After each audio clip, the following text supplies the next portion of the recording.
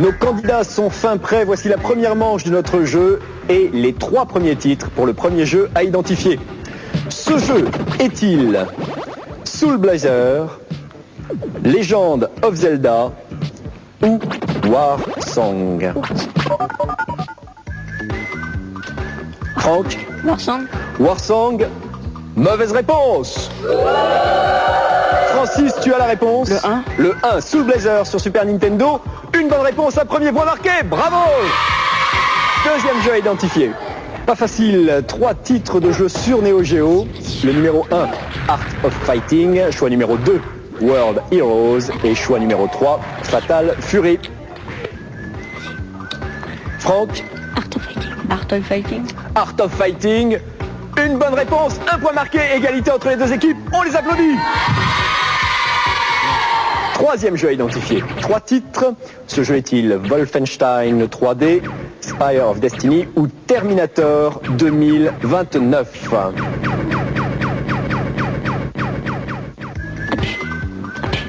Franck? Terminator 2029. Terminator 2029 sur PC. Une bonne réponse, un point marqué et c'est l'équipe de France qui remporte la première manche. Et tout de suite l'actualité avec une spéciale Star Wing. Les fans de la Super Nintendo attendaient ça depuis longtemps et voilà que Nintendo nous offre enfin la version française de Star Fox qui du coup se retrouve appelée Star Wing. Pour fêter son arrivée en France, Fox, le seul renard au monde capable de piloter un vaisseau spatial, s'attaquera à nos plus grands monuments nationaux. La Tour Eiffel, l'Arche de la Défense, et paf, une colonne de Buren. Aïe, aïe, aïe, ça va mal finir. Oula, tiens, qu'est-ce que je disais? Bon allez, trêve de plaisanterie, notre héros aura bien sûr affaire à des hordes d'aliens déchaînés et devra livrer bataille aussi bien sur Terre que dans l'espace.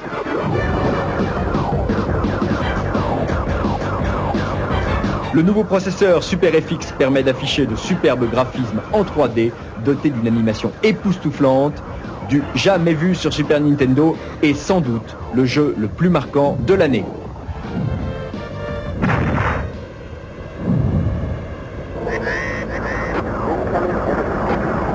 Et nos testeurs enthousiastes ont donné à Star Wing la note de 19,999 points sur 20 et encore en notant vache. Si vous êtes fâché avec les échecs, Chess Maniac 5 Billion de Spectrum Holobyte sur PC pourrait bien vous faire changer d'avis.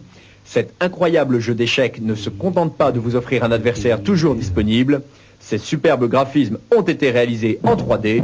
Non seulement ça bouge, mais en plus, écoutez bien, ça cause. Toutes les scènes ont d'abord été filmées avec de véritables acteurs, puis ont ensuite été digitalisées. Certains ont dû vraiment s'amuser. Et d'autres, à mon avis, beaucoup moins rigolé.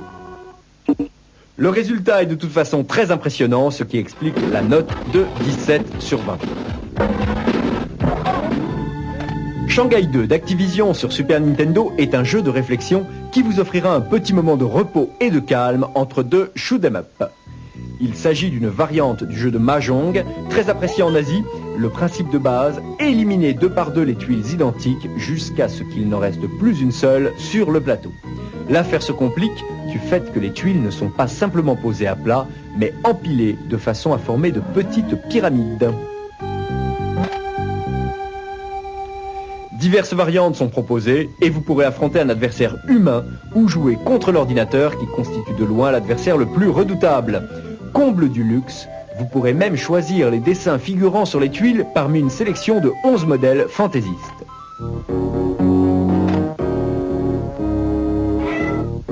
Ils ont pour thème l'alphabet, les animaux, les légumes, le sport, les drapeaux ou même les panneaux routiers. Cette cartouche, petite goutte de sérénité au milieu d'un océan de haine et de violence, obtient l'honorable note de 14 sur 20. Les jeux d'aventure sur Mega Drive se font plutôt rares et Shining Force de Climax est sans doute un des meilleurs représentants du genre. Très attendue par les amateurs, cette cartouche vous met à la tête d'un petit groupe composé de 4 aventuriers aguerris au maniement des armes et de la magie. Après 1000 ans de sommeil, le maître des ténèbres s'est réveillé et il a décidé d'envahir le pays en invoquant les forces du mal. C'est bien sûr vous qui allez devoir l'en empêcher. Si le scénario ne brille pas par son originalité, le système de combat est en revanche remarquablement développé, ce qui vous permettra de mettre au point différentes tactiques d'attaque. Mais le dialogue a aussi son importance et vous rencontrerez de nombreux personnages qui pourront vous fournir de précieuses informations. Un excellent jeu d'aventure qui risque de vous coller à l'écran de votre console pendant des mois. Il mérite 17 sur 20. Space Hulk d'Electronic Arts sur PC est l'adaptation du génial jeu de plateau de Games Workshop. Vous dirigez un peloton de Space Marine à travers les sombres couloirs de vaisseaux spatiaux extraterrestres habités par de terrifiantes créatures griffus. Soutenu par d'excellents bruitages et une animation rapide, le jeu est surtout tourné vers la stratégie. Ce qui ne vous empêchera pas de sursauter lorsqu'une immonde bestiole vous tombera dessus au détour d'un couloir. Si vous avez aimé le film Alien et si vous avez envie de retrouver le doux frisson de l'angoisse devant votre PC, lancez-vous dans l'aventure. Vous êtes sûr d'assister à un véritable carnage. Reste à savoir dans quel camp. Le fait de pouvoir diriger 4 personnages en même temps rend l'exploration des vaisseaux passionnante et on finit vite par oublier le décor familier de sa chambre pour se retrouver plongé dans l'espace profond où personne ne vous entend jamais crier. Notre note, 16 sur 20.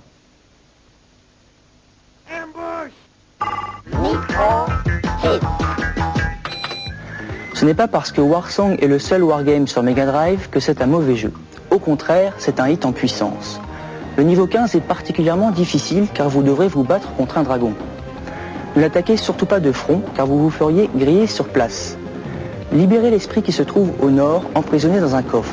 Lui seul aura la puissance nécessaire pour pouvoir combattre ce dragon. Si après cette attaque il n'est pas mort, détruisez-le avec vos troupes.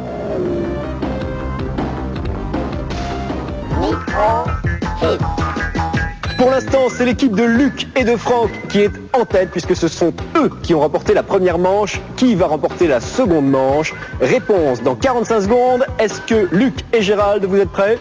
3, 2, 1, top, c'est parti. 45 secondes pour battre le score le plus élevé possible.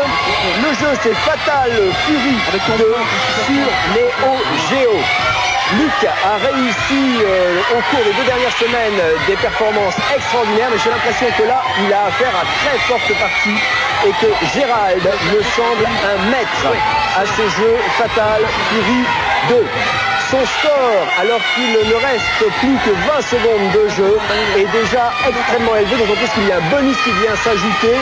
11 000, 12 000, 15 601 points, il reste encore 12 secondes de jeu. Le score le plus élevé réalisé par Luc il y a 2 semaines était de 13 301 points. Plus que 5 secondes, 4, 3, 2, 1, stop! Fin de cette deuxième manche, 16 501 points contre 1401 points. C'est Gérald qui remporte la deuxième manche. Égalité entre les deux équipes. Il y a donc question quiz. Est-ce que vous êtes prêts à appuyer sur les buzzers? Voici la question. Vous connaissez tous le jeu Addams Family 2. Dans ce jeu, quel est le héros que vous incarnez? Est-ce que c'est Gomez, Pugsley ou Morticia? Gomez. Gomez. Mauvaise réponse. Bugsley. Pugsley. Bonne réponse. Un point marqué et c'est l'équipe de Luc et de Franck qui remporte pour la 3e semaine la victoire. C'est absolument extraordinaire. 3 semaines, 3 victoires. Et vous choisissez un numéro 1, 3. 2 ou 3. 3. Et vous remportez une Mega Drive. On les applaudit. Et pour nos 4 candidats, des abonnements à Tilt, à Console Plus, des pins clignotants et des t-shirts et des compacts disques. Dis-moi Luc, tu avais un truc quand même pour réussir aussi bien aux questions quiz. Comment est-ce que tu as fait? sur les identifications d'écran? Bah, j'ai surtout regardé les magazines. Oui. Tu t'es entraîné vraiment beaucoup? Tu as lu combien de magazines? 16. 16 magazines avant de venir à l'émission. Donc voilà le secret de la réussite. En tout cas, 3 semaines, 3 victoires. Encore bravo et bravo à tous les 4. La question quiz de la semaine, elle est proposée par Patrick de Roscoff. Philips vient de créer une extension pour le CDI dont les initiales sont FMV. À quoi correspondent ces 3 lettres? Choix numéro 1, Full Motion Video. Choix numéro 2, Full Movement Video. Choix numéro 3, Full Movement Visual. Vous avez la réponse, vous appuyez sur la touche 1, 2 ou 3 suivi de ENT. Si vous n'avez pas la carte multipoint, vous utilisez votre Minitel 3615 code France 3 ou vous répondez par carte postale. Que vous envoyez à l'adresse habituelle. Les mascottes, elles, ne sont pas sur le 3615 code France 3, mais elles sont dans MicroKids. Elles sont là, les voici.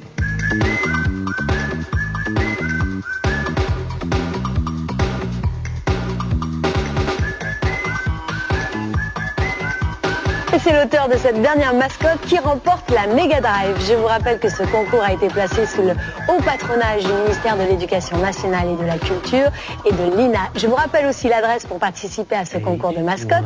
MicroKids Tilt Console Plus, 913 rue du Colonel Avia, 75015 Paris. Et moi, je vous rappelle que les goodies MicroKids, les t-shirts, le pins clignotant et le compact disque avec les musiques de l'émission et puis des tas de musiques de jeux vidéo sont également disponibles sur le 3615 France 3, rubrique MicroKids. Le numéro de téléphone de SOS Video Game, c'est le 36 70 0003, 36 70 0003. Une très bonne nouvelle pour tous ceux qui aiment MicroKids. Sachez qu'à l'initiative de monsieur Hervé Méchery, adjoint au maire de la ville de Paris, chargé des questions relatives à la jeunesse, un club MicroKids va être créé avant la fin de l'année 1993. Comment participer à ce club? Quels sont les avantages? Tout ça, ce sera dans MicroKids très bientôt. Le fanzine de la semaine s'appelle Ghost, c'est un fanzine tout à fait sympathique, il est consacré à des tests de jeux sur console et sur micro-ordinateur. Il y a également des solutions de jeux comme celle de Quackshot sur Mega Drive ou celle de Goblins sur Atari ST. Il y a également un certain nombre de conseils sur comment réaliser son jeu, ainsi qu'un synopsis de jeux vidéo. Le gadget de la semaine, enfin est-ce qu'on peut encore parler de gadget quand on voit des merveilles technologiques comme celle-ci? C'est un livre électronique, un Electronic Book Player signé par Sanyo. On vous avait déjà présenté le Data Discman, et bien c'est un petit peu le même principe. Des petits disques optiques numériques qui s'enfichent soigneusement là-dedans, on referme et ensuite on pilote le disque avec ce clavier et ce petit écran à cristaux liquides. L'Electronic Book Player est signé Sanyo. La démo de la semaine, elle s'appelle Born Intro. Elle a été créée par le groupe Camel Design. Elle tourne sur Amiga. On la regarde. À la semaine prochaine. Jouez bien. Bye bye.